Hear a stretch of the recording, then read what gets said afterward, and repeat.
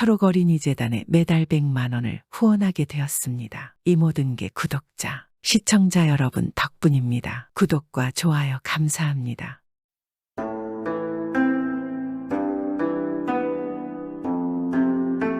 옛날 옛적에 어느 마을에 권세를 누리는 정승의 집안이 있었습니다. 이 정승의 집안에는 금지옥엽 사랑받는 막내딸이 있었습니다. 이 막내딸이 훈기가 차니 여기저기에서 혼담이 오고 가지 않겠습니까? 그렇게 수많은 혼처 중에서 가장 마음에 드는 혼처를 구한 정승집은 막내딸의 혼인을 준비하였습니다. 꽃분아, 너의 남편 될 사람이 어떤 사람인지 아느냐? 학문이 깊고 인성이 올바른 사람이라 마을의 평이 자자하더구나. 심지어 작년에는 과거에 급제를 한 인재 중에 인재다. 남편감은 걱정하지 말고 잘 준비하거라. 막내딸은 아버지의 말을 듣고도 영 기분이 좋지 않아 하는 듯하였습니다. 어찌 표정이 그러느냐? 설마 아직도 놈을 잊지 못한 것이냐? 내가 집안도 변변찮은 놈을 다 포기하고 그저 네가 좋다 하니 혼인을 허락하였거늘 혼인 전날 갑자기 이런다 저런다 말도 없이 사라진 놈이 뭐가 그리워서 아직도 못 잊는단 말이냐? 막내딸은 조용히 대답을 하고 방으로 들어갔습니다. 그렇게 혼인식 당일 아침이었습니다.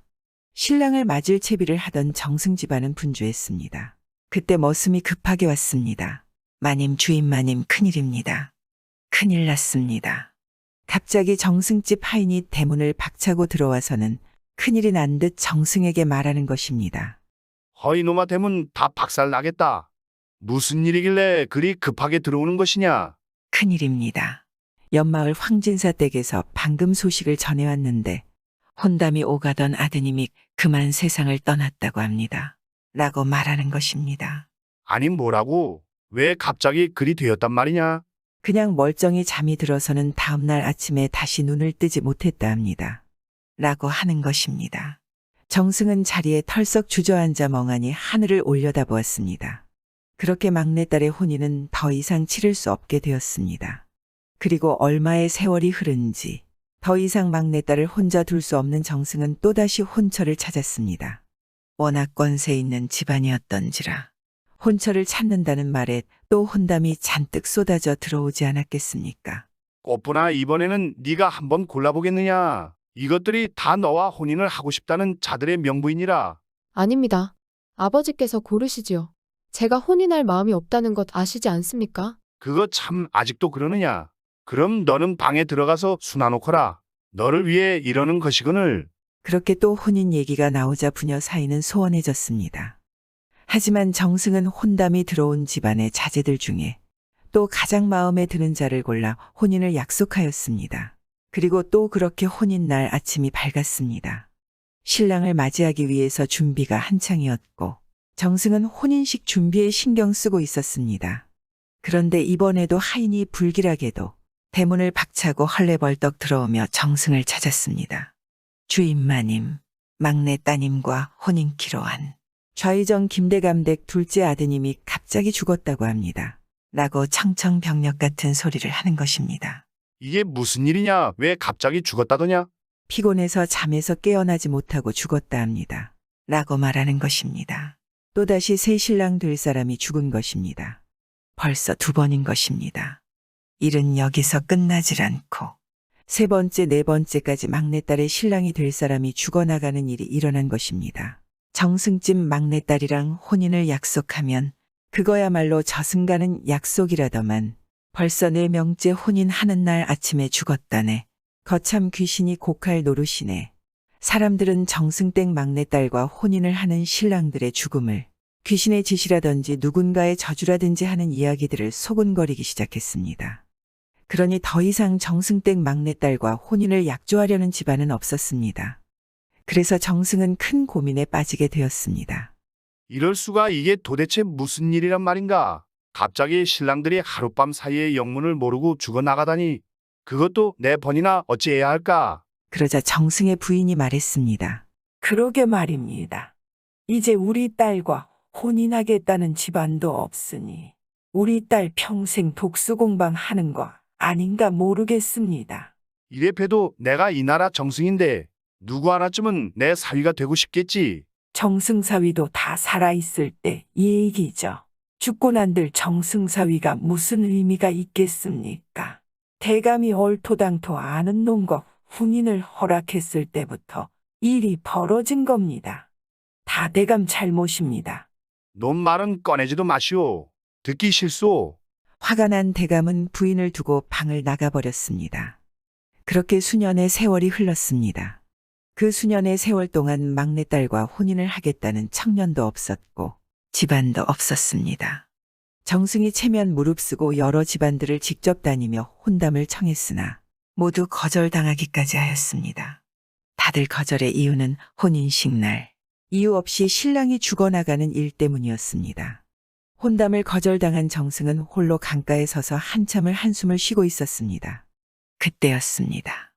아니, 이게 누구십니까? 정승날이 아니십니까? 웬 노인이 정승에게 다가와 말을 하는 것입니다. 저는 산골 마을에 사는 아무개라는 늙은이 올시다. 이렇게 뵙게 되니 영광입니다. 헌데 무슨 고민이라도 있으십니까? 마침 정승은 너무나 답답했던지라 모르는 노인에게라도 자신의 답답한 심경을 터놓고 이야기하고 싶었습니다. 그래서 지난 일을 모두 노인에게 이야기하였습니다. 그것은 참으로 이상한 일이군요. 우연치고는 4번이나 그런 일이 생긴다는 것은 분명 뭔가가 있는 것 같습니다. 그렇지요. 다들 귀신의 소행이니 저주니 하는데 당초의 연유를 알 수가 없구려. 대감 아무래도 보통의 사람이 해결할 수 있는 일은 아닌 듯하니 금강산의 도사를 찾아가 봄이 어떨런지요. 금강산의 도사라면 귀신이 보인다는 그 사람 맞습니까? 그렇습니다. 그분이라면 뭔가 해결책을 주시지 않으실지. 죄 없는 젊은이들이 죽어 나가고 있으니 그냥 넘어가시지는 않으실 것입니다. 그렇군요. 노인장 내 당장 그분을 찾아가 봐야겠군요. 그렇게 정승은 곧장 짐을 꾸려서 금강산의 도사를 찾아갔습니다. 어서 오시지요. 기다리고 있었습니다. 금강산의 도사는 마치 정승이 올 것을 알고 있었던 것처럼 말하였습니다. 정승은 도사에게 지난 이야기를 하며 도움을 청하였습니다. 그러자 도사가 말했습니다. 저는 이 금강산에 또 다른 일이 있어 내려갈 수 없겠습니다. 대신에 저희 제자가 지금 한양에 가 있으니 그를 찾아가 보십시오. 제가 서찰을 써드리겠습니다. 그러면서 도사는 서찰 한 통과 함께 자신의 제자가 어디에 있는지를 설명해 주었습니다. 정승은 그렇게 도사의 서찰을 들고는 도사의 제자가 묵고 있는 한 주막으로 찾아갔습니다. 아이고, 정승 대감님 아니십니까? 정승이 주막 주인에게 묵고 있는 소리를 들었는지 한방에서 웬 꾀재재한 청년인지 알 수 없는 사내가 나오며 말했습니다. 그대가 금강산 도사님의 제자분이시오. 그렇습니다. 무슨 연유로 저를 찾으셨습니다. 정승은 제자에게 도사의 서찰을 건네주었습니다. 한참 동안 서찰을 읽은 제자는 한숨을 쉬며 말했습니다. 이거 참 곤란하게 되었습니다. 뭐가 말입니까? 도와줄 수 없는 것입니까? 아닙니다. 도와드릴 수는 있으나 이거 참 쑥스러워서 졸지에 제가 장가를 들게 생겼군요. 갑자기 정승이 무슨 소린가 싶어 물었습니다. 따님의 신랑감들이 왜 그리 죽어나가는지 연유를 알기 위해서는 제가 신랑감이 되어야겠지요. 그제서야 정승은 뜻을 알고는 제자란 자의 몰골을 훑어보았습니다. 이런 자와 내 딸이 혼인을 약속해야 한단 말인가 하고는 사내에게 말했습니다. 그럼 혼인을 하는 척만 하면 되는 것 아닌가? 정승이 묻자 사내가 답했습니다. 그건 안 되겠지요. 그럼 귀신이든 저주가 됐든 뭐가 되었든 저에게 오겠습니까? 정말로 혼인을 하여야 할 것입니다. 순간 정승은 안 되겠다. 그냥 내 딸을 혼자 독수공방 시켜야겠구나 생각하였습니다. 그것은 아니 될 말입니다. 결국 이것은 나쁜 징조입니다. 악한 기운이 따님과 정승땡님 가족들에게까지 미칠 것입니다. 마치 자기 생각을 읽은 듯 제자가 말하자 정승은 깊은 한숨을 쉬었습니다. 어찌 하시겠습니까? 따님을 혼인시키실 생각이 있으십니까? 그렇다면 제가 도와드릴 수는 있습니다. 정승은 마지못해 결국 혼인을 약조하게 되었습니다. 그렇게 갑자기 새로운 혼처가 정해지고 정승집은 다시 분주해졌습니다. 혼처가 어디든 간에 정승 집안의 혼사이니 모양새는 제대로 해야 하지 않겠습니까? 정승은 예전과는 같지 않지만 그래도 성심성의껏 혼인식을 준비하였습니다. 도사의 제자도 혼인식 전날이 되어 목욕 재개를 한 뒤에 의관을 단정히 하였습니다. 그리고 드디어 혼인식 전날 밤이 되었습니다. 이번에는 신랑감이 무사할까 그러게 말이야. 그래도 도사 제자라던데 괜찮지 않을까. 정승을 비롯해서 수많은 사람들이 걱정하였습니다. 도사의 제자 또한 자신의 방에 누워서 무슨 일이 날지 궁금해하지 않겠습니까? 밤이 깊어 제자는 기다리다 지쳐 그만 잠이 들고 말았습니다. 그런데 잠든 그의 몸에 서서히 한기가 느껴지더니 한기가 그의 목으로 조여오기 시작했습니다. 그리고는 점점 더 세게 그의 목을 짓누르기 시작했습니다. 제자는 목을 짓누르는 서늘한 한기에 벌떡 눈을 떴습니다. 제자의 눈에 한 사내의 창백한 얼굴이 들어왔습니다. 내 자리야, 내 자리야. 어서 내놓아라 내 자리. 그 창백한 얼굴의 남자는 계속 같은 말을 중얼거리며 제자의 목을 조였습니다. 제자는 숨을 쉴 수 없었습니다. 그리고 의식이 끊어질 무렵 간신히 소매 속엔 부적을 손끝으로 잡아 남자의 몸에 붙였습니다. 그러자 창백한 얼굴의 남자가 고통에 몸부림치며 나가떨어졌습니다. 그리고 사내가 그나마 몸부림치던 움직임마저 사라지고 조용히 주저앉았습니다. 제가 보이십니까? 제 목소리가 들리십니까? 제발 부디 저희 원한을 풀어주십시오. 도대체 무슨 원한이 있길래 애꿎은 청년들의 목숨을 빼앗은 것인가? 제자가 묻자 혼백인 사내가 말했습니다. 본디 당신이 혼인하려는 여인과 나는 혼인을 약조한 사이였습니다. 그런데 혼인식 전날 갑자기 무례배들이 나를 습격해 죽이고 내 시신을 아무도 찾지 못할 곳에 버렸다오. 그녀는 내가 죽은지도 모르고 내가 도망쳤다고 생각하고 나의 부모도 내가 죽은 줄 모르고 수년을 나를 찾아 헤매고 계십니다. 부디 나를 해친 자들을 벌 받게 해주시고 내 죽음을 내 부모와 그녀에게 알려주시오. 그렇게 말한 남자는 갑자기 연기처럼 사라져갔습니다. 제자는 즉시 방을 나와 정승의 집으로 향했습니다. 정승 부부 또한 잠을 이루지 못하고 있었습니다. 과연 보사의 제자란 사람은 무사할까요? 그러게 말이오. 이번에는 혼례를 꼭 치러야 하는데 말이오. 그때 밖에서 도사의 제자가 어찌 집안에 들어왔는지 방 앞에 찾아와 정승 부부를 불렀습니다. 무사했구려. 어찌 이 새벽에 나오신 게요? 정승이 물었습니다. 그러자 도사가 다짜고짜 정승 부부에게 물었습니다. 막내 따님이 애초에 혼인을 약속했던 남자가 있었지 않았습니까? 아니, 그것이 정승 부부는 말을 잇지 못했습니다. 그 남자는 어디에 있는 겁니까? 그놈은 혼인식 전날 사라졌습니다. 변변찮은 집안을 내 기껏 허락을 해주었더니 감히 내 딸을 혼인식 전날 두고 사라진 나쁜 놈입니다. 정승이 한숨을 쉬며 말했습니다. 그 남자는 죽었습니다. 그것도 도망을 친 것이 아니라 혼인식 전날 누군가의 습격을 받았지요. 그 원혼이 따님의 신랑감들에게 해를 입히고 있었던 것입니다.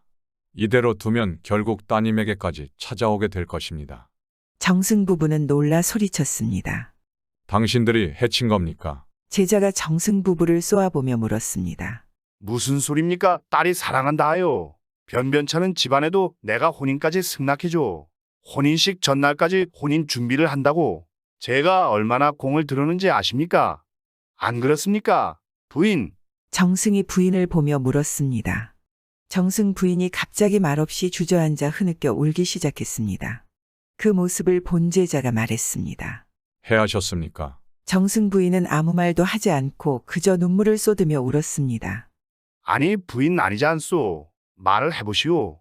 정승이 부인을 붙잡고 말했습니다. 대감이 그리 쉽게 허락하지만 않았어도 우리 귀한 딸을 그런 놈에게 시집 보낸다. 허락지만 않았어도 내가 그런 짓은 하지 않았을 것 아닙니까? 그제서야 부인은 눈물을 닦으며 조용히 말했습니다. 아니 부인 어찌 그랬단 말입니까? 어찌 그런 하찮은 놈에게 우리 딸을 시집 보낼 수 없었습니다. 제가 그자를 해쳤습니다. 살수들을 시켜서 사죄했습니다. 정승은 망연자실 하늘을 바라보며 한숨을 쉬었습니다. 따님을 위해서라도 시신을 찾아 부모에게 돌려주시고 마님께서는 죄의 값을 받으셔야 할 것입니다. 그렇게 제자는 정승 부부에게 소리쳐 말하고는 집을 나가 홀연히 사라졌습니다. 결국 그리하여 정승 부인은 관하로 제 발로 걸어가 자신의 죄를 자백하고 벌을 받게 되었습니다. 관아에서는 정승 부인의 사주를 받았던 살수들을 조사하여 그 남자의 시신을 찾아 부모에게 돌려주게 되었습니다. 그리고 정승 또한 모든 관직을 내려놓고 낙향하게 되었습니다. 이 모든 사실을 알게 된 정승의 막내딸은 며칠을 충격에 빠져 있다가 머리를 깎고 산으로 들어가 비구니가 되었습니다. 그리고 평생을 죽은 남자의 혼을 위로하는 기도를 올리며 살게 되었다고 합니다. 이번 이야기는 자식을 사랑하는 모성애가 잘못되어서 자식을 망치고 집안을 망친다는 그런 이야기이지 않겠습니까? 요즘에도 이런 일이 종종 들리곤 합니다. 더 이상 이런 일이 일어나지 않으면 좋겠습니다.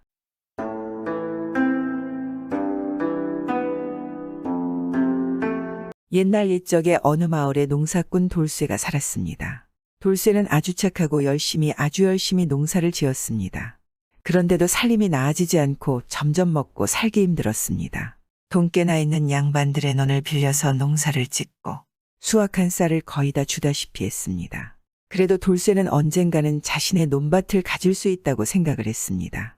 하루는 돌쇠가 오랜만에 장터에 갔습니다.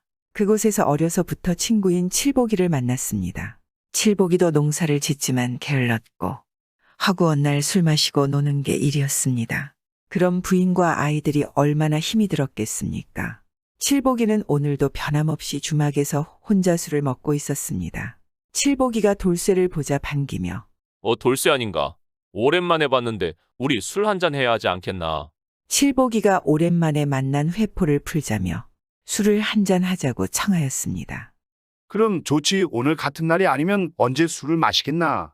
그렇게 돌쇠는 친구 칠복이와 함께 주막에서 그간 서로 살던 이야기를 나누며 술을 마셨습니다. 그런데 너무 신이 난 나머지 술을 한잔 한다는 게 그만 취할 정도로 너무나 많이 먹게 되었습니다. 이러다가 날이 저물겠네. 그만 마시고 다음에 또 만나자고 난이만 가야겠네. 돌쇠는 칠복이에게 그리 말하고 집으로 발걸음을 돌렸습니다. 아무래도 술에 취해서 집에 돌아가는 길이 영 힘들지 않겠습니까? 그리고 날도 어두워지니 어둑어둑한 고개를 넘다가 너무 힘들어서 나무 밑에 잠시 앉았습니다. 아이고 이런. 이거 술을 너무 많이 마셨구만. 이러다가 이거 집에도 못 가고 밖에서 노상을 하게 생겼구만. 돌쇠는 그렇게 생각하고 발걸음을 다시 떼려고 하였습니다. 그런데 갑자기 졸음이 쏟아졌습니다. 왜 이리 졸리는 거야? 잠깐만 눈을 붙여볼까?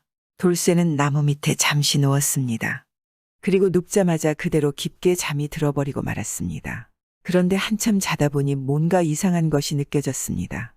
얼굴이 싸늘해지고 축축한 기운이 돌았습니다. 잠결에 뭔가 싶어 눈을 가만 떠보니 이게 웬일입니까? 커다란 호랑이 한 마리가 꼬리에다 물을 묻혀가지고는 돌쇠의 얼굴에 뿌리고 있던 것이었습니다. 아니 이 호랑이가 나를 잡아먹진 않고 왜 자꾸 깨우는 것이지? 그러고 보니 호랑이는 자는 사람은 잡아먹지 않는다더니 내가 잘 살아있는가 깨워서 확인하고 먹으려 하는가? 돌쇠는 너무 무서워서 몸이 부들부들 떨렸습니다. 하지만 호랑이가 만약에 자기가 깬 걸 알면 바로 잡아먹을 테니 계속 자는 척하고 있을 수밖에 없었습니다. 그렇게 한참을 자는 척을 했지만 언제까지 그러고 있을 수는 없지 않겠습니까? 평소라면 할 수 없는 생각이었지만 마침 술에 취해서 없던 용기가 나왔습니다. 이왕 죽을 바에는 놈과 한번 싸워보기라도 해야겠다. 어차피 죽는 건 마찬가지니 말이야. 돌쇠는 실눈을 뜨고 호랑이가 하는 행동을 잘 지켜보았습니다. 호랑이는 언제 이 사람이 깨어날까 열심히 물을 묻혀서 꼬리를 휘두르느라 정신이 없었습니다. 돌쇠는 그렇게 생각하며 물을 뿌리고 있는 호랑이의 꼬리를 얼른 손으로 낚아채 했습니다.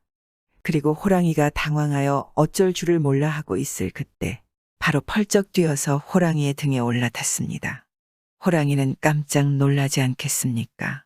자기의 등에 올라타는 게 당체 떨어질 생각을 안 하니 이리 뛰고 저리 뛰고 아주 난리가 났습니다. 하지만 돌쇠는 생각했습니다. 내가 이 등을 잡고 있는 것을 놓는 순간 나는 바로 호랑이 밥이 될 것이다. 절대로 이 손을 놓으면 안 된다. 그렇게 돌쇠는 죽을 각오를 하고 호랑이의 등을 붙잡은 손을 놓지 않았습니다. 호랑이는 등에 탄 돌쇠를 떨어뜨리기 위해서 밤새 뛰고 또 뛰었습니다. 하지만 아무 소용이 없자 호랑이는 생각을 바꾸고 자기 굴로 돌쇠를 등에 태워 데려가려 하였습니다. 계속 날뛰던 호랑이가 갑자기 자기를 태워 어디론가 가려고 하는 듯하자 이 돌쇠는 깜짝 놀랐습니다. 지금까지 어떻게 버텨보았지만 행여나 호랑이 굴로 끌려갔다가는 거기서 이 호랑이의 무리가 있는 날엔 손도 써보지 못하고 죽겠구나. 돌쇠는 그렇게 생각하며 이 난간을 헤쳐나갈 방법을 고민했습니다. 그리고 잠시 뒤에 호랑이가 자기 굴로 들어가려 하자 돌쇠는 양발로 굴의 입구에 바위를 딛고 손으로는 호랑이의 양쪽 귀를 붙잡고 힘껏 잡아당겼습니다. 호랑이는 굴로 들어가려 하고 돌쇠는 들어가지 않으려고 버티고 하였습니다. 이런 힘싸움은 날이 밝을 때까지 계속됐습니다. 보통 같았으면 호랑이의 힘을 버텨낼 재간이 없었을 테지만 이미 호랑이가 등에 있는 돌쇠를 떨어뜨리느라 날뛰며 힘을 다 써버린 터라 돌쇠가 호랑이의 힘을 버틸 수 있었습니다. 한참을 날이 밝아도 계속 붙잡고 씨름하고 있는데 그때였습니다. 갑자기 쌩하는 소리가 나더니 뭔가 굴 안으로 들어가는 것 같았습니다. 동시에 돌쇠는 뒤로 나자빠지며 정신을 잃었습니다. 얼마나 시간이 흘렀는지도 모르게 날이 밝아져서야 돌쇠는 거의 정신이 나서 눈을 뜨고 일어서려 했습니다. 하지만 호랑이하고 싸우느라 너무 힘을 많이 썼는지 몸을 일으키기도 쉽지 않지 않겠습니까? 겨우겨우 몸을 일으키는데 손에 뭐가 들려 있었습니다. 아이, 이게 뭐야? 이 걸쭉한 가죽은 뭐지? 돌쇠는 자신의 손에 들린 것을 보고 깜짝 놀랐습니다. 자신의 손에 호랑이 가죽이 들려있던 것이었습니다. 아니, 이게 설마 호랑이가 자신이 가죽은 벗어놓고 알몸만 동굴로 들어간 것인가? 일은 이렇게 된 것이었습니다. 밤새 이 사람이 호랑이의 양쪽 귀를 잡고 뒤로 잡아당겼는데 이 호랑이는 앞으로 가려고 애를 쓰고 그러다 보니 호랑이 가죽이 늘어날 대로 늘어나더니 제일 약한 양볼이 터진 것이었습니다. 그런데도 계속 잡아당기니까 양볼부터 가죽이 조금씩 벗겨지다가 있는 힘을 바짝 쓰자 가죽에 홀랑 한 번에 벗겨지고 만 것이었습니다. 이럴 수가, 위기는 곧 기회라더니 호랑이를 만나 죽을 뻔했는데 도리어 호랑이 가죽을 통째로 얻는 횡재를 하였구나. 돌쇠는 너무나 기뻐하며 호랑이 가죽을 가지고 집으로 내려왔습니다. 그리고는 다음날 장터에 나가서 귀한 호랑이 가죽을 비싼 값에 팔았습니다. 덕분에 돌쇠는 더 이상 남의 땅을 빌리지 않고 농사를 지을 논밭을 많이 샀습니다. 돌쇠의 소원대로 자신의 논밭이 생긴 것입니다. 그 칠복이는 돌쇠 소식을 듣고 무척 배가 아팠습니다. 그래서 자기도 부자가 되고 싶어서 돌쇠한테 와서 어떻게 부자가 됐냐고 물었습니다. 그러니 이 돌쇠는 자신이 호랑이 가죽을 얻게 된 사연을 칠복이에게 상세히 설명해 주었습니다. 이 말을 들은 칠복이는 당장 호랑이 한 마리를 잡은 것 같이 기뻐했습니다. 나도 그렇게 호랑이 가죽 하나 구해와야겠구만.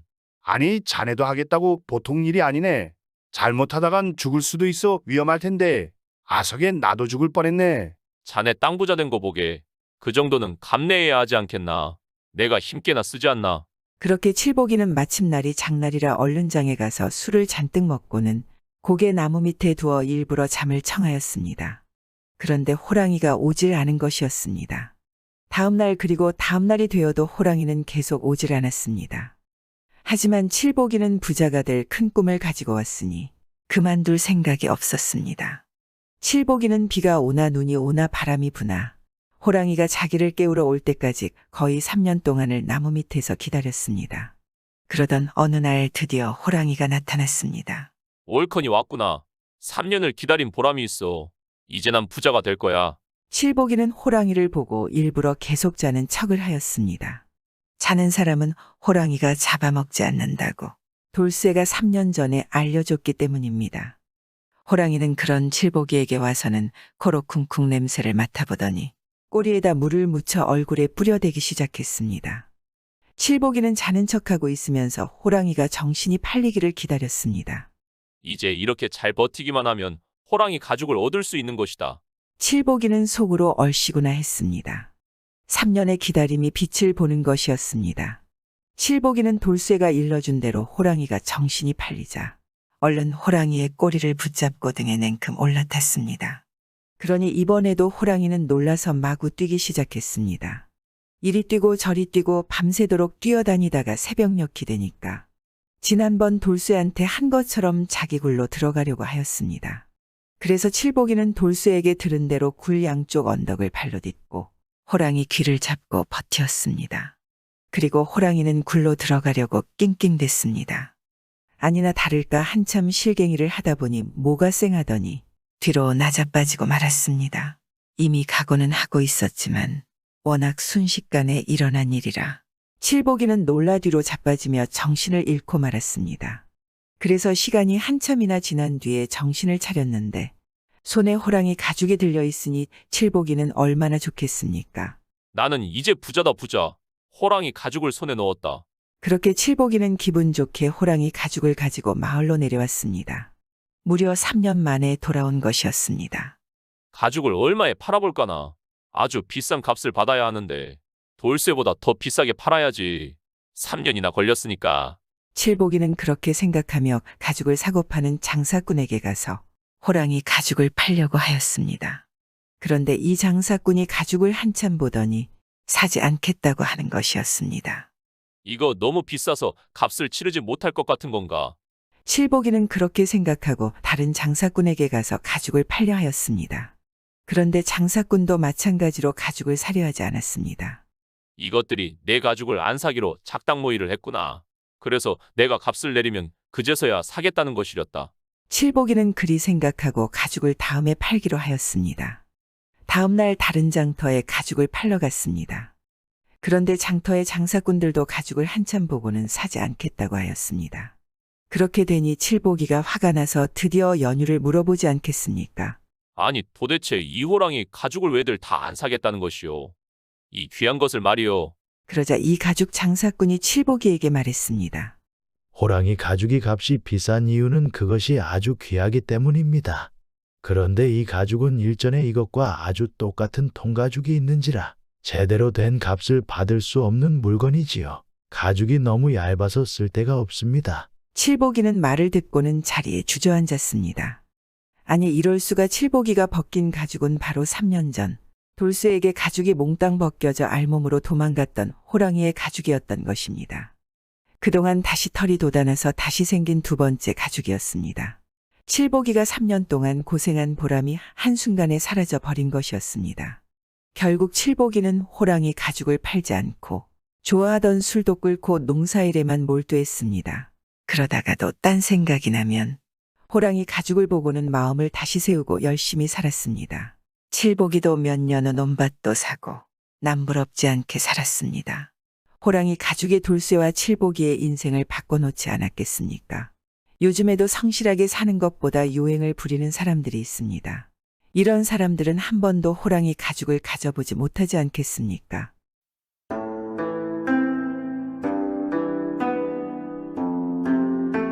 옛날에 아주 먼 옛날 한반도에는 중국이 시시때때로 쳐들어와서 조선의 백성들을 괴롭혔습니다.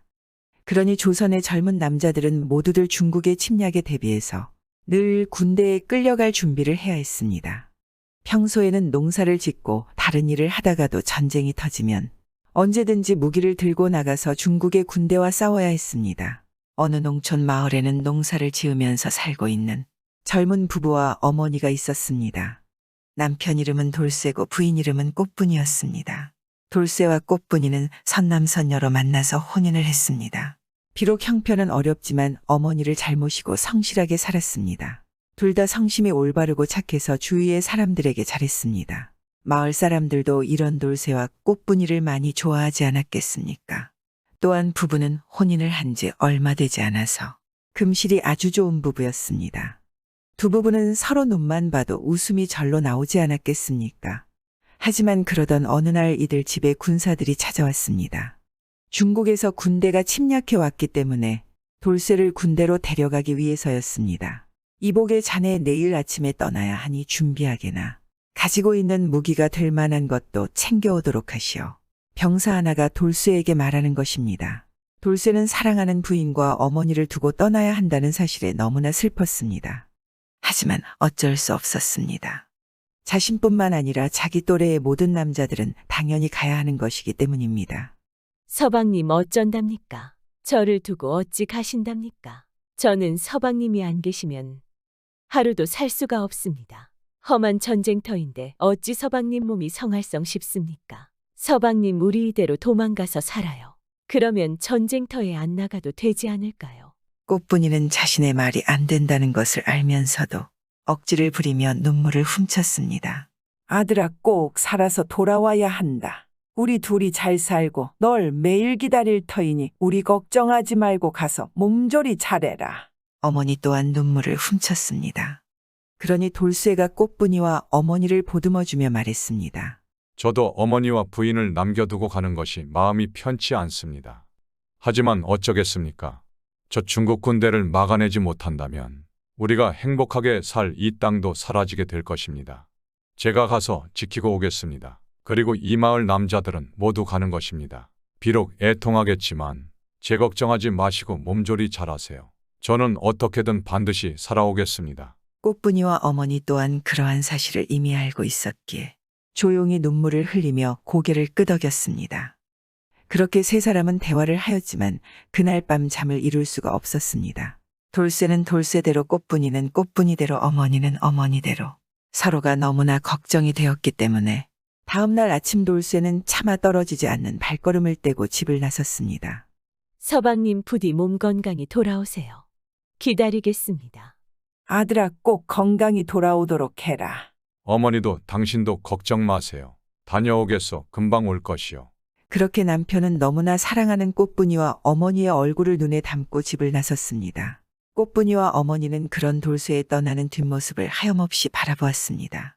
돌쇠는 떠나고 꽃분이는 집으로 돌아와서는 깨끗하게 단정하게 옷을 갈아입고 매일 뒷산에 올라가 기도를 드리기 시작했습니다. 산신령님, 천지신명님 비나이다. 간절히 비나이다. 제발 전쟁터에 간 저희 서방님을 꼭 건강히 돌아오게 도와주소서. 부디 이미 천안년의 기도를 들어주세요. 서방님이 무사히만 오신다면 제 한 목숨 바치겠습니다. 꽃분이는 동서남북 사방으로 절을 하며 두 손 모아 빌었습니다. 매일 새벽마다 며느리가 어디를 가는지 궁금하여 며느리의 뒤를 밟았던 시어머니는 며느리의 정성에 감복했습니다. 어머니는 며느리에게 말했습니다. 저기 고개 언덕에 거북 모양의 바위가 있는데 옛날부터 영험하게도 소원을 들어준다는 말이 있으니 이왕이면 어기 가서 소원을 빌어보려무나. 그 바위에 작은 돌을 문지르며 소원을 빌면 소원이 이루어진다는구나. 어머니의 말에 꽃분이는 너무 좋아하라 하지 않겠습니까? 어머니 정말인가요?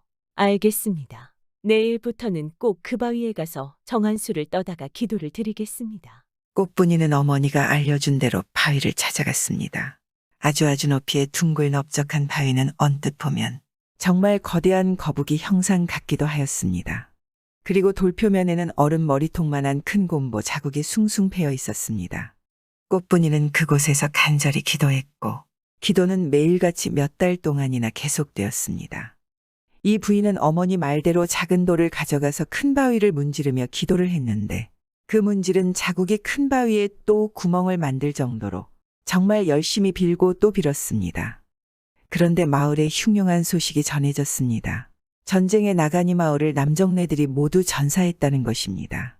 마을 아녀자들은 난리가 나지 않았겠습니까? 마을은 온통 슬픔과 애통의 비명이 들리기 시작했습니다. 그리고 한 달이 지나자 정신을 차린 아녀자들은 남은 가족이라도 살아야지 하고 전쟁에 나간 남편과 아들들을 점점 잊어버리고 각자의 생활을 시작했습니다. 그러나 마을에서 유일하게 꽃분이는 그 소문을 믿지 않았습니다. 아니야, 우리 서방님을 절대 죽지 않았어. 서방님은 나와 어머니를 놔두고 갈 분이 아니야. 그래, 기도하던 것을 더 게을리 하지 말고 더욱 정성껏 하자. 그렇게 시간이 몇 달 지나고 꽃분이는 여느 날처럼 신통한 바위에게 기도를 올리기 위해서 작은 돌을 들고 바위로 갔습니다. 그리고 작은 돌을 바위에 문지르며 기도를 드렸습니다. 그런데 그때였습니다. 꽃분이가 작은 돌을 문지르고 기도를 드리자 돌이 바위에 덜컥 달라붙는 것입니다. 아니, 이럴 수가. 돌이 왜 안 떨어지는 거지? 아무리 용을 써도 떨어지지 않네. 꽃분이가 문지르던 작은 돌이 큰 바위에 붙어서 절대 떨어지지를 않는 것이었습니다. 꽃분이는 어쩔 수 없이 작은 돌을 그대로 붙여두고 마을로 돌아와야 하지 않겠습니까? 그런데 마을로 돌아온 꽃분이는 깜짝 놀랄 소식을 듣게 되었습니다.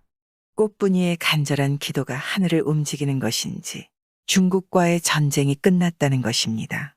아이고, 전쟁이 끝났다는구만. 그럼 우리 남편 아들 돌아오는 건가? 우리 남편도.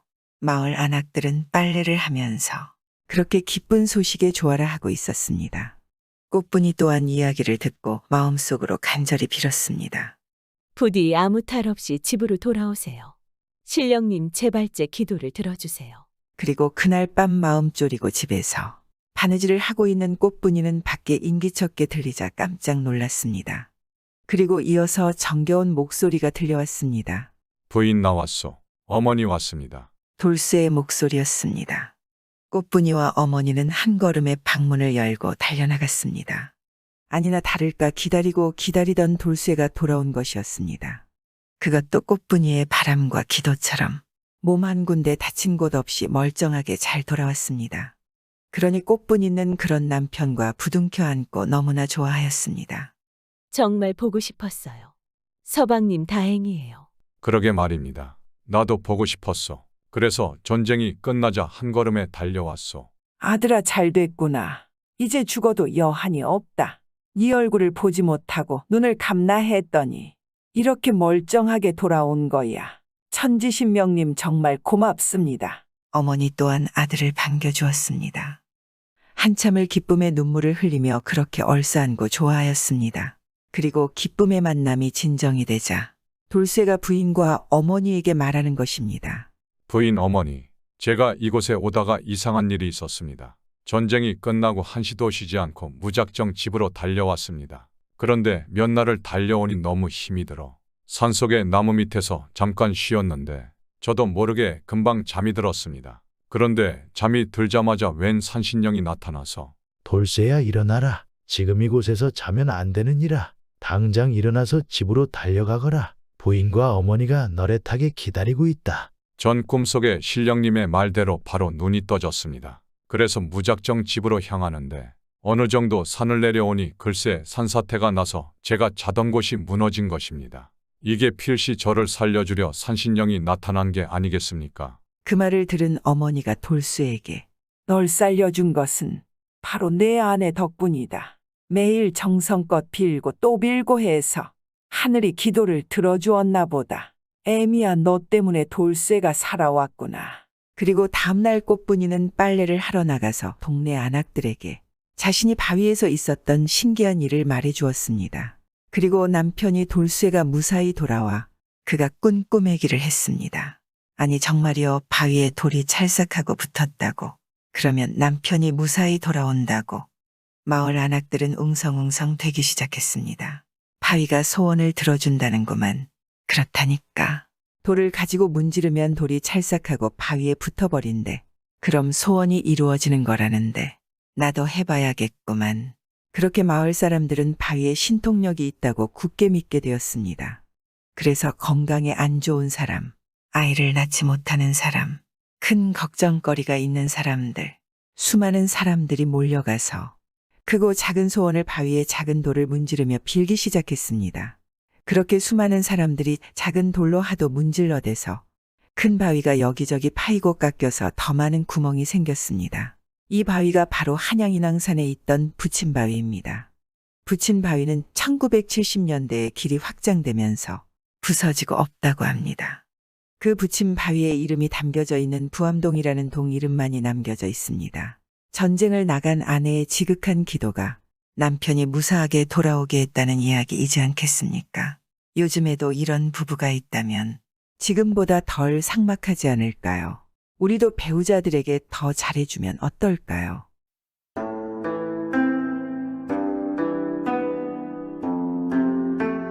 옛날 옛적의 남대문 밖에 무학재의 돌쇠라는 선비가 살았습니다.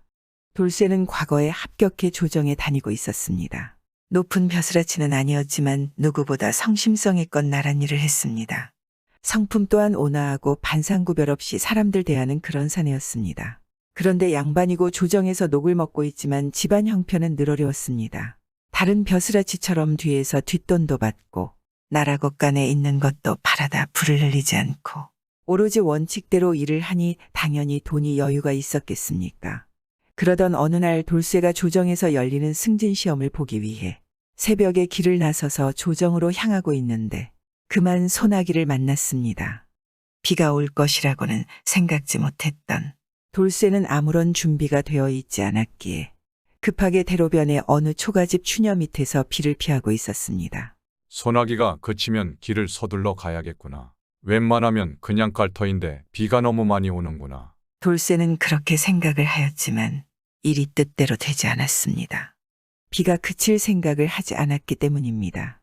그러니 돌쇠는 젖은 옷을 이러지도 저러지도 못하고 초조하게 하늘만 바라보고 있다가 혼잣말로 말했습니다. 아이고 어쩌나 비는 안 그치고 비를 맞아서 온몸이 으슬으슬 떨리는데 고풀에 걸리겠다. 불이라도 떼면 좋을 것을. 이런 몸 상태라면 시험을 잘 볼 수가 없을 것 같은데 어쩌지. 그런데 돌쇠의 머리 위에서 갑자기 무느려는 소리가 들렸습니다. 돌쇠가 소리 나는 곳을 돌아보니 한 젊은 부인이 그에게 햇불 하나를 건네주며 말했습니다. 많이 추우신가요? 급한 대로 여기 불을 가져왔으니 온기를 쬐시지요.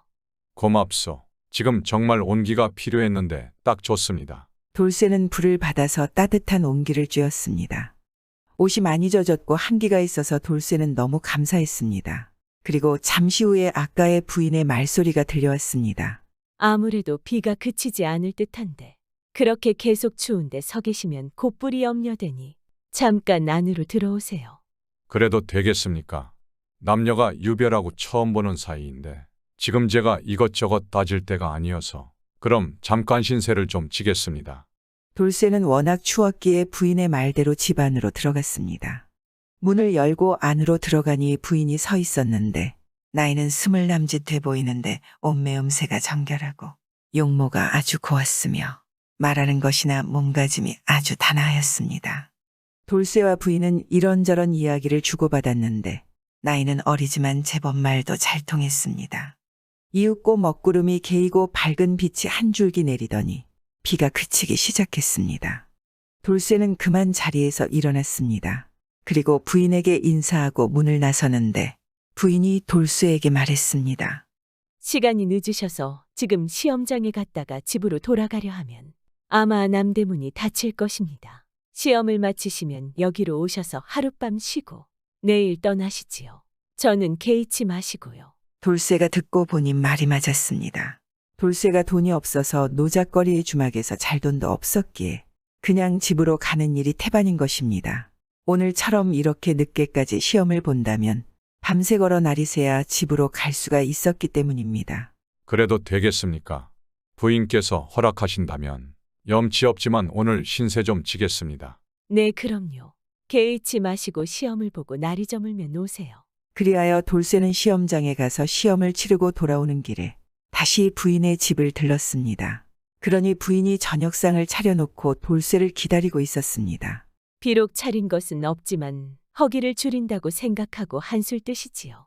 하룻밤 유하는 것도 선비체면이 말이 아닌데 이렇게 밥상까지 준비하시다니 정말 잘 먹겠소이다. 돌쇠는 부인이 차려준 저녁상을 맛있게 받아먹고 방에서 하룻밤 잠을 자게 되었습니다. 그런데 이 젊은 남녀가 한 방에서 함께 잠을 자게 되니 자연히 함께 정을 통하게 되었습니다. 그리고 나서 돌쇠가 부인을 보았는데 부인이 쓸쓸히 한숨만 쉬었습니다. 그러자 돌쇠가 물었습니다. 아니 왜 한숨을 쉬고 그러시오? 내가 마음에 안 드시오? 아니면 무슨 일이 있는 게요? 그러자 부인은 아무런 말도 하지 않고 계속 한숨만 쉬어댔습니다. 돌쇠는 결국 의문을 풀지 못하고 집을 떠났는데 그 이후로도 종종 부인을 찾아 집을 갔으니 수개월이 흘렀습니다. 그러던 어느 날 돌쇠가 부인의 집에 들어섰는데 마침 어떤 노인이 집 문턱에 걸터 앉아 있었습니다. 아니, 이 사람은 누구지? 돌쇠는 어떤 노인이 집 문턱에 걸터 앉아 있으니 그것을 보고 집에 들어가지 못하고 주저하다가 노인과 눈이 마주쳤습니다. 그러니 돌쇠는 당황했지만 예의를 차리고 노인에게 몸을 굽혀 인사를 하였습니다. 그러자 노인이 말했습니다. 돌쇠서방 아니시오? 왜 들어오지 않고 밖에 그러고 있는 것이오? 돌쇠가 당황하고 있는데 노인이 다가와서 팔을 잡아 끌고 집으로 데리고 들어갔습니다. 그리고는 노인이 돌쇠에게 말했습니다. 내가 돌쇠 서방이 우리 집에 왕래하는 것을 알고 있었다네. 그런데 워낙 내가 요새 이런저런 일로 바빠서 집에 붙어 있을 날이 없었으니 그간 만나지를 못하였는데 오늘에서야 이렇게 만나게 되었구만. 그러자 돌쇠가 물었습니다. 아니, 그럼 이 집에 사는 부인과는 무슨 관계이십니까? 아버님 되십니까? 그러자 노인이 웃으며 말했습니다. 아버지는 아니고 그 아이는 내 며느리 올시다. 돌쇠가 당황하니 노인이 이어 말했습니다. 내 자식이 15일 때 혼인을 하였는데 혼인 첫날에 그만 급사를 하고 말았다네. 며느라기가 금년 나이가 22로 혼인을 한 몸이지만 혼인을 안 한 것이나 마찬가지라오. 그럼에도 나를 이렇게 잘 모시고 살고 있으니 참으로 기특하지요. 내가 항상 마음속에 우리 며느라기가 불쌍한 생각이 있어서 며느리에게 나를 떠나서 객가를 하라 하고 말했지만 한사코 나를 두고 갈 수 없다 하더니다. 그런 기특한 마음으로 며느리가 수년을 수절을 해왔는데 늘 안타까워서 내가 항상 어느 남정네든 만나면 객가를 해라 하고 계속 말을 했지요. 그런데 어느 날 며느리가 돌쇠 서방이 다녀가기를 저에게 이야기하더군. 그 말을 듣고 내가 어찌나 기쁘던지 우리 며느리의 외롭고 가여운 마음을 달래주신 돌쇠 서방을 한번 뵙고 인사를 드리고 싶었어. 그러자 돌쇠는 그제서야 마음속의 의문을 풀고 노인과 이런저런 이야기를 나누었습니다. 그리고 뒤에도 돌쇠는 거리낌 없이 이 부인의 집을 오고 갔습니다. 그러다가 어느 날 돌쇠가 아버지 초상을 치를 일이 생겼습니다. 너무 갑작스러운 일이라 돌쇠는 당황하지 않았겠습니까? 그런데 워낙 청렴하게 살아온 그였는지라 집안에 재물이 없어서 미처 초상을 치르는데 필요한 물건을 살 돈이 없으니 돈을 여기저기 상인들에게 빌려서 쓰고 미처 갚지 못하고 있었습니다. 한참 뒤에 돌쇠가 간신히 돈을 여기저기서 마련해서 빚을 갚기 위해 상인들을 찾아가니 돈을 빌려준 상인들이 말했습니다. 일전에 남대문 안에 사는 한 노인이 찾아와서 선비님이 빌려간 돈을 전부 갚아주고 갔습니다요. 아니, 노인장이 어찌 생긴 사람이던가? 상인들의 말을 들어보니 바로 자신이 오가는 부인 댁의 노인장이었습니다. 돌쇠는 노인에게 찾아가 감사의 인사를 전하려 했는데 조정에서 중국 사신단을 배웅 나가라는 일을 주었습니다. 돌쇠는 어쩔 수 없이 노인장과 부인에게 인사도 못하고 사신단을 맞이하러 북쪽으로 갔습니다. 그리고 한 달 후 돌쇠는 급하게 부인이 집으로 갔습니다. 그날따라 부인이 방해 제사상을 차리고 홀로 앉아 있는 것입니다. 돌쇠가 조심스럽게 말하는 것입니다. 부인, 이게 돌아가신 서방님의 제사상입니까? 어린 나이에 생을 마감했다고 들었소. 그리고 미안하오. 조정에서 북쪽에 일이 있다고 해서 아무 기별 없이 갔다 왔소. 그러자 부인이 눈물을 흘리며 말하는 것입니다. 아닙니다. 이건 서방님 제사상이 아니라 3년 전 돌아가신 제 시아버지 제사상입니다. 돌쇠는 정말 놀라지 않겠습니까? 몇 달 전에 만났던 노인장과 자신의 빚을 갚아준 노인장이 3년 전에 죽었다니 돌쇠는 정신을 가다듬고 이 사실을 부인에게 소생하게 말해주었습니다. 그러자 부인도 놀라며 말했습니다. 제가 혼인을 하여도 남편을 첫날에 잃고 외롭게 살던 것을 보시고 시아버님께서 저에게 객가를 끊임없이 권하셨지만 그리하지 않았지요. 그런데 선비님을 처음 만나기 전날 돌아가신 시아버지가 꿈속에 나타나서는 내일이면 너와 인연이 있는 사내가 나타날 것이다. 그렇게 말해주셨지요. 그날부터 선비님을 모시는 것이었습니다. 제가 남편을 잃고도 개가도 않고 죽지도 않고 이렇듯 버텨 살아온 것은 저를 딸처럼 아끼신 시아버님이 제가 없으면 홀로 외로이 지내실까 걱정돼서였는데 이렇게 세상을 떠나셨으니 제가 더 이상 무슨 살아갈 이유가 있겠습니까? 그래서 시아버지께서 돌아가신 3년상을 보내고 서방님과 아버지가 있는 곳으로 가려고 했습니다. 그게 바로 오늘 3년상이 되는 날입니다. 이제 선비님과도 영영작별을 하고 한마는 이 세상 떠나려 합니다. 그 말에 돌쇠가 몹시 놀라 부인에게 말했습니다. 아니, 부인, 무슨 말을 그렇게 섭하게 하시오. 나는 어쩌란 말이오. 나 또한 부인을 만나 행복한 하루하루를 보내고 있어. 그런데 부인이 갑자기 세상을 떠난다면 나 또한 이 세상에 있을 이유가 없지 않겠소. 그러지 말고 나와 혼인하여 함께 삽시다. 그것이 돌아가신 시아버지의 뜻이 아니겠소. 부인이 개가에서 행복하게 사는 것 말이오. 돌쇠의 말에 이 부인의 안색이 밝아졌습니다. 그게 정말인가요? 저는 이미 한 번 혼인을 한 몸인데 이런저라도 괜찮겠습니까? 그게 왜 중요합니까? 내가 당신을 이토록 사모하는데 아무도 우리 혼인을 막지 못합니다. 그리고는 돌쇠는 반대하는 어머니를 수개월간 끈질기게 설득하였으니 돌쇠의 어머니 또한 수년간 시아버지를 효성으로 모신 이 부인의 갸륵한 마음을 높이 사서 결국 혼인을 허락해 주었습니다. 그리하여 돌쇠와 부인은 함께 혼인하여 오래오래 행복하게 잘 살았다고 합니다. 이것은 지극한 효심을 가진 며느리를 시아버지가 죽어서도 며느리의 복을 빌었다는 이야기이지 않겠습니까? 요즘 우리도 시부모님과 잘 지내지 못하는 경우가 종종 있지 않겠습니까? 그래도 같은 부모라고 생각한다면 이 며느리처럼 복받지 않을까요?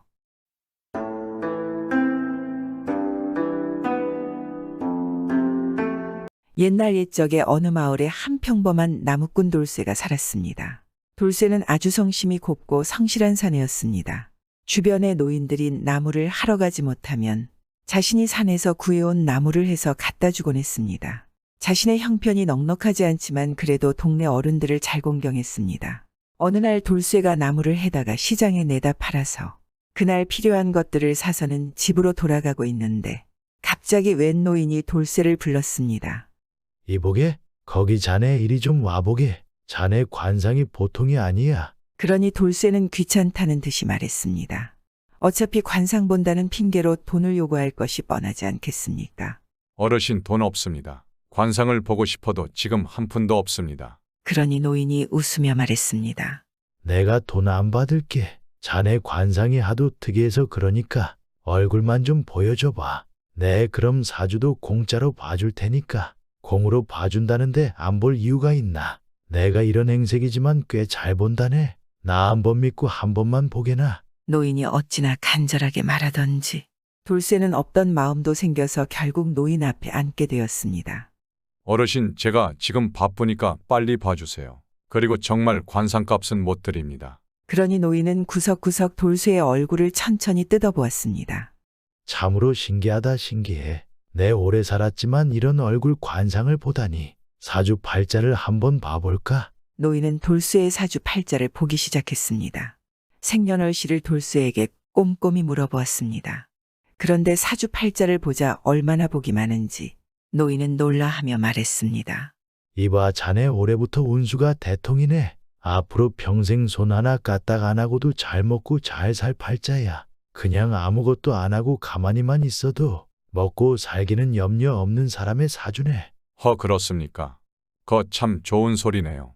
빈말이어도 정말 기분이 좋군요. 좋습니다. 그럼 다 봤으면 이만 가보겠습니다. 돌쇠는 점쟁이 노인의 그런 사주풀이에 몹시 기분이 좋아졌습니다. 가벼운 발걸음으로 다시 길을 떠났습니다.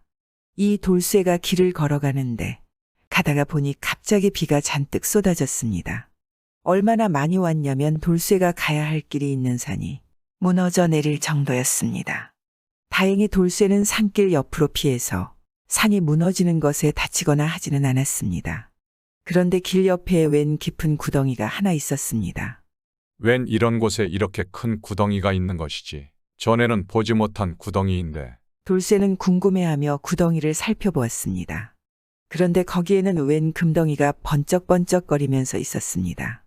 웬 금덩이가 있네.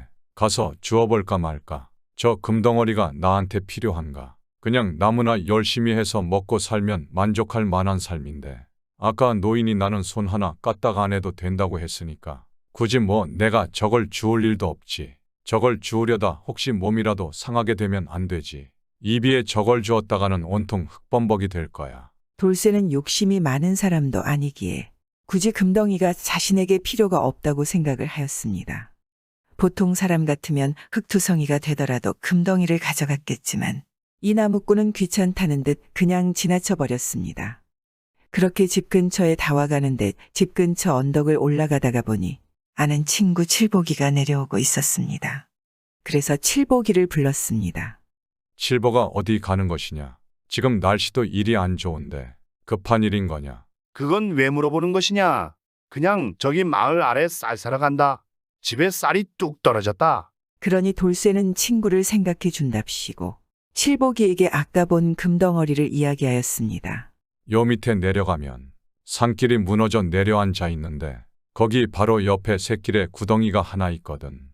구덩이 안을 잘 보니까 금덩어리가 있더라고. 그걸 주워서 가져가라. 돌쇠는 친구 칠복이에게 그렇게 말하고 집으로 향했습니다. 그러니 친구 칠복이는 그 말을 믿겠습니까? 금덩이를 보고 그냥 지나칠 사람이 있겠습니까? 금덩어리가 있다고 어디서 장난을 치는 거야? 금덩이가 있으면 네가 가져왔겠지. 날 주겠냐? 저 한심한 놈 보게. 내가 그 말을 믿고 금덩이를 찾으러 가겠냐? 하고는 갈 길을 갔습니다. 칠복이는 언덕을 내려가 길을 가다 보니 정말로 돌쇠가 말한 대로 산사태가 일어난 길이 있었습니다. 혹시나 하여 옆새길로 가보려 하였습니다. 금덩어리가 있다고 여기 구덩이에 저놈이 날 흙탕물에 쳐넣으려고 농을 한 거지. 그런데 하필이면 새길을 한번 보려다가 발을 헛디뎌서 넘어지고 대굴대굴 흙탕물에 굴러버리고 말았습니다. 온몸이 흙투성이가 된 칠복이는 그래도 구덩이에 떨어진 김에 구덩이를 한번 보았습니다. 그런데 거기에는 금덩어리가 아니라 쇠똥이 잔뜩 수북하게 있었습니다. 정말 화가 나네. 이놈이 이건 나를 골탕 먹이려고 거짓말을 했구나. 칠복이는 그렇게 생각하고는 어디서 가마니를 하나 주워다가 거기에 있는 쇠똥들을 싹 가마니에 담았습니다. 그리고 그것을 둘러매고 돌쇠의 집으로 향했습니다. 오늘 밤에 내가 내 놈 집에 가서 천장을 뚫고 방에다가 이 쇠똥을 갖다 부어버릴 것이오. 이 나쁜 놈 어디 한번 당해봐라. 칠복이는 쇠똥을 한 가마니 담아가지고 집으로 찾아갔습니다. 가보니 돌쇠가 피곤했는지 이미 잠에 골아떨어진 상태였습니다. 잘 되었다. 이놈아 너도 당해봐라. 자다가 똥을 업어쓴 기분이 어떤지. 칠복이는 사다리를 놓고 지붕으로 올라갔습니다. 초가집 지푸라기 지붕을 마구 뜯어내니 천장에 구멍이 뻥하고 뚫려버렸습니다. 그러거나 말거나 돌쇠는 코를 질질 골고 있었습니다. 똥 먹어라 똥 먹어. 이 나쁜 놈. 돌쇠야 내가 말한 금덩이를 내가 듬뿍 주마. 칠복이는 가마니를 돌쇠의 지붕에 구멍에 대고 쇠똥을 살살 방 안에 떨어뜨리고는 황급히 도망을 쳐버렸습니다. 돌쇠는 어찌나 피곤했는지 자기 방 위로 쇠똥이 떨어지건 말건 집에 흙으로 난장판이 되도록 코만 질질 골면서 밤새도록 잠만 자고 있었습니다. 이렇게 돌쇠가 실컷 자고 깨고 보니 해가 떠서 햇빛이 천장 구멍으로 들어와 방이 아주 밝았습니다. 어이 번쩍거리는 것들은 다 뭐야? 이건 금덩어리이잖아. 이것이 왜 이곳에 있는 것이지? 돌쇠는 눈을 똑똑히 뜨고 주위를 둘러봤는데 그것들은 전날 낮에 산길 샛길 구덩이에서 봤던 금덩어리들이었습니다. 밤에는 빛이 없어서 칠복이가 흙이 묻은 쇠똥처럼 봤던 금덩어리들이 햇빛을 받으니 흙 속에서도 반짝반짝 빛나는 커다란 금으로 잘 보였습니다. 아니 왜 이것들이 여기 와 있지? 분명히 어제 구덩이 속에 있었는데. 그러면서 돌쇠는 천장을 올려다보았습니다. 이 금덩어리들을 떨구고 간 것인가? 하늘에서 떨어진 건가? 참 신기하구만. 이건 내가 칠복이에게 주워가라고 했더니 이놈이 주워가지고 우리 집으로 가져왔네. 뭐 고마운 일이로구만.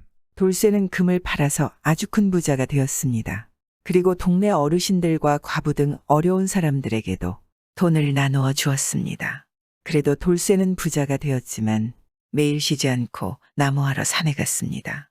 그리고 한 달 후에 돌쇠가 집 앞에 있는 산으로 나무하러 갔습니다. 그런데 절벽 쪽에 반짝이는 풀이 보이는 것입니다. 돌쇠가 천천히 가서 보니 산삼이 가득 있는 것입니다. 돌쇠는 산삼이 지천해 보이지만 그냥 지나치는 것입니다. 어차피 먹을 만큼 사는데 굳이 저 산삼까지 욕심을 내서는 안 되지. 혹여라도 절벽을 무리하게 타다가는 몸이 성치 않을 거야. 저것이 내 것이면 언제가는 알아서 오겠지. 그리 생각하고 돌쇠는 나무를 한 짐에서 집으로 갔습니다. 그런데 그날 산적들이 산에 숨어서 행인들이 지나가기를 기다리고 있었습니다. 그런데 그 중에 한 산적이 돌쇠가 본 산삼을 발견한 것입니다. 그리고 너무 기뻐하며 생각에 잠겼습니다. 혹여라도 다른 놈들이 알면 모두 닦여서 자기들이 갔겠지. 굳이 내가 산삼을 발견했다고 말할 필요가 없지. 저놈들이 모두 가고 나면 나 혼자서 캐서 다 가져야겠다. 그렇게 생각하고서는 다른 산적들이 가기를 기다렸습니다. 밤이 되자 산적들이 다들 집으로 가기 시작했습니다. 이 산적은 몸이 아픈 척하며 다른 산적들을 보냈습니다. 어이구 자네들 먼저 가게나. 난 지금 속이 너무 안 좋아서 여기서 볼일 좀 보러 갈게. 금방 따라갈 테니 빨리 가게나. 그리고 보자기 하나를 펴서 절벽에 매달려 정신없이 산삼을 캐기 시작했습니다. 난 이제 부자다. 부자야. 저놈들하고 더 이상 도적질 안 해도 된다. 저놈들이 알면 반드시 찾아올 테니 이걸 닥해서 여기서 멀리 도망가서 살아야지. 도적은 너무 좋아서 산삼을 닥치는 대로 캤습니다. 그런데 절벽 끝에 조그만 산삼이 하나가 보였습니다. 그냥 까도 부자가 될 판인데 도적이기 때문에 욕심이 나지 않겠습니까? 그러다 다리를 삐긋해서 절벽 아래로 굴르기 시작했습니다. 절벽 밑까지 대굴대굴 구르다 그만 온몸이 다치고 산삼을 모아둔 보자기를 놓쳤습니다. 이 보자기는 굴르고 구르다 돌쇠의 집 안으로 날아들었습니다. 도적은 팔다리가 다 부러지고 의식을 잃고 쓰러졌습니다. 다음 날 다른 도적들이 발견했지만 이 도둑은 산삼 이야기를 할 수가 없었습니다. 돌쇠는 일어나서 마당을 보니 어제 본 산삼들이 마당 가득 있는 것입니다. 이 산삼이 왜 여기에 있지? 분명 어제 산속 절벽에서 보았는데 정말 점쟁이의 말이 맞았네. 손도 안 대고 잘 살 팔자라는 게. 그렇게 돌쇠는 손도 안 대고 금덩이도 얻고 산삼도 얻었습니다. 자신의 것이 아니면 억지로 들어오게 하려고 해도 쉽게 들어오지 않는 것 같지 않습니까? 이번 이야기는 황당한 내용이지만 말 그대로 옛날 이야기로 들어주시면 감사하겠습니다. 구독은 공짜입니다.